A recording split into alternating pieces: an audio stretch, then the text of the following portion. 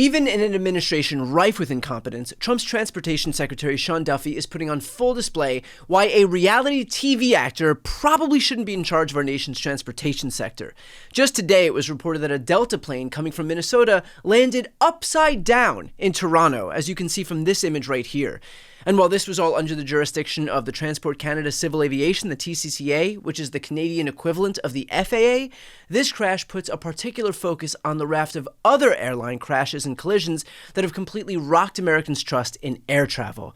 Here's a quick timeline of what happened leading up to this spate of crashes. On January 20th, Trump and Elon Musk pushed out the FAA administrator. They never bothered naming a replacement. Also on January 20th, Trump implemented a federal hiring freeze, which included air traffic controllers. That's important because we would eventually come to find out that the crash involved one air traffic controller doing the job that would normally require two people after the DC flight crashed. On January 21st, Trump disbanded the Aviation Security Advisory Committee and fired the TSA director. On January 22nd, Trump's White House posted that President Donald J. Trump ends DEI madness and restores excellence and safety within the Federal Aviation Administration. Sean Duffy was then confirmed as Transportation Secretary on January 28th, and that's when things started going downhill fast. On January 29th, we had the first commercial plane crash in 16 years in Washington, D.C. On January 31st, a Learjet crashed in Philadelphia. On February 5th, a Japan Airlines plane struck a Delta flight on a runway in Seattle. On February 6th, a Bering Air flight wrecked in Nome, Alaska. On February 10th, a plane crashed in Scottsdale, Arizona. On February 12th, a military fighter jet crashed in the San Diego Bay. And on February 16th, a plane crashed in Covington, Georgia. At this point, Americans should probably consider traveling by boat, considering this administration can't seem to keep planes in the air. But surely, given all of these problems, the Trump administration is scrambling to rectify the situation, right? Not so much. Hundreds of FAA employees were let go this weekend as planes are colliding on a near-daily basis, stretching the remaining employees even more thin than they were before. And I should remind you that the DC crash over the Potomac involved one air traffic controller in a job that would normally require two people. Cutting these jobs is a matter of life and death for people who are traveling the skies. Only the Trump administration and this clown car cabinet he assembled don't seem to care. Why? Because Elon would rather haphazardly cut costs, even if doing so means that more and more Americans die. At this point, why have air traffic controllers at all? Think about all the money that we could save. And granted, that'll just get funneled into SpaceX and Tesla at some point, but hey, at least Doge can tweet about waste, fraud, and abuse and get some likes on Twitter. And frankly, what's more important than that? And in case you were wondering what our transportation secretary was doing during all of this, well, here's a video he posted yesterday. All right, we're about to get on Air Force One. I got Patrick and John Paul. There's just the back end of it. Heading up to Daytona for the 500. Suit and tie, beautiful day. Hope the rain stays out. But these guys, first time Air Force One, the president is about to get here, so we're going to get on, get rolling on Daytona. About 30-minute flight, 25-minute flight. It's going to be great. Oh, there's Patrick. He's jumping. All right, see you guys later. Just so we're clear, while planes are colliding or crashing on a near-daily basis, what the Transportation Secretary is doing is joyriding on Air Force One to go watch the Daytona 500. Now, one might think that the guy in charge of our nation's transportation might, give a shit that air travel is becoming more and more dangerous by the day and put that above taking a taxpayer-funded vacation to watch cars racing. But hey, something, make America great again. Second of all, isn't the mission of this administration to eliminate waste, fraud, and abuse? Anyone know what it cost the President of the United States and his cabinet to do a flyover at the Daytona 500? It is hundreds of thousands of dollars at least in fuel and security and delays. All the while, we're supposed to be thanking this White House for slashing Medicaid benefits to pay for all this stuff?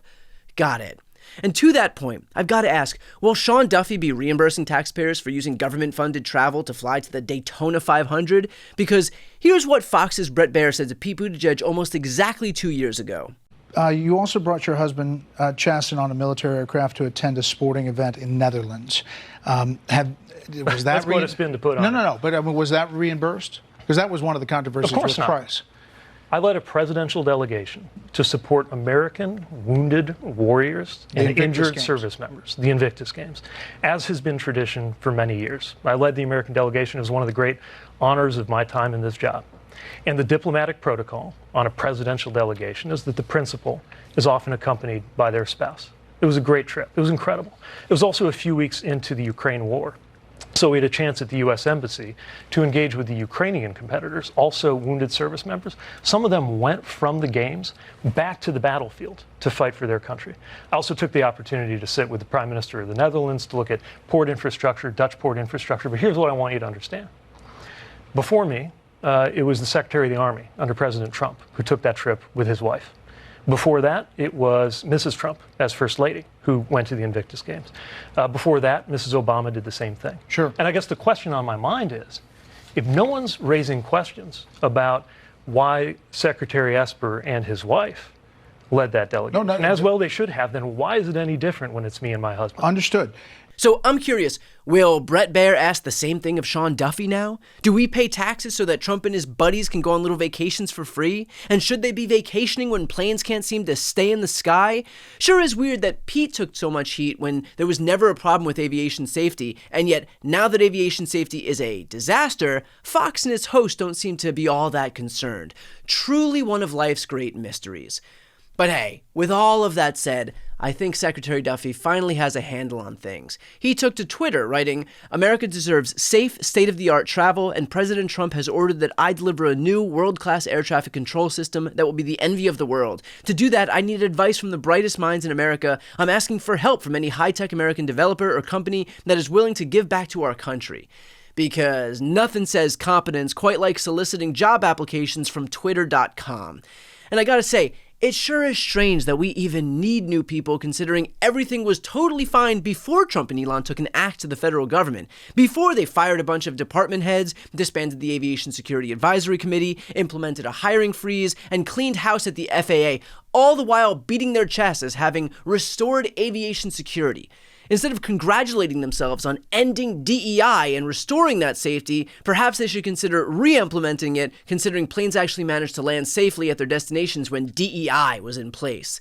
Of course, that won't stop them from blaming DEI anyway, which led to this exchange on CNN. DOT is a big department. The only DEI office that exists in the whole department was at the FAA. Now that existed up to a week ago, that's now gone. So, again, you alluded to this earlier, that the idea of the DEI expanded the number of people trying to get into the air traffic control training, not necessarily those who graduated. The head of the National Air Traffic Controllers Association says that all air traffic controllers are subject to rigorous training and that, quote, the standards to achieve certification have nothing to do with race or gender or anything else. So it sounds like you're saying that there isn't any evidence right now that this affected the accident because it's so early. You'll let us know if there is any, but I just don't know of any evidence. And if there is some, please tell us that DEI had anything to do with the tragedy itself. What I'm talking about is the mission of safety. And on your airplanes, Jake, or your air traffic controllers, or anyone that works at CNN or anywhere else, they do want the best and the brightest. Well, I gotta say, thank God DEI has been ended, because can you imagine how dangerous air travel might be if DEI was still in place? Could you imagine how many planes would be crashing? I'll tell you what, we sure did dodge a bullet. Phew. The reality is that Trump rammed through a bunch of unqualified nominees to lead departments that they were incapable of leading, and this is what happens as a result. This right here is the consequence. Donald Trump owns all of this. Elon Musk owns all of this. And all of these spineless Republican senators who greenlit Sean Duffy own all of this. These people are such fucking cowards that they felt it was more important to kowtow to Daddy Trump than actually take their advice and consent role seriously. And now, we can barely go a day without a plane crashing somewhere in this country. Maybe next time these Republicans should try and disconnect their lips from Donald Trump's ass and focus on the people that they're supposed to be in office representing for a change, and then the whole country might be better off.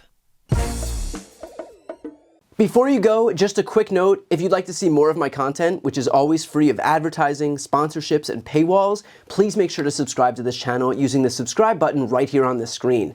And if you'd like to support my work even further, you can grab a copy of my instant #1 New York Times selling book, Shameless, available for sale right now. That link is also on the screen. Thanks so much for watching.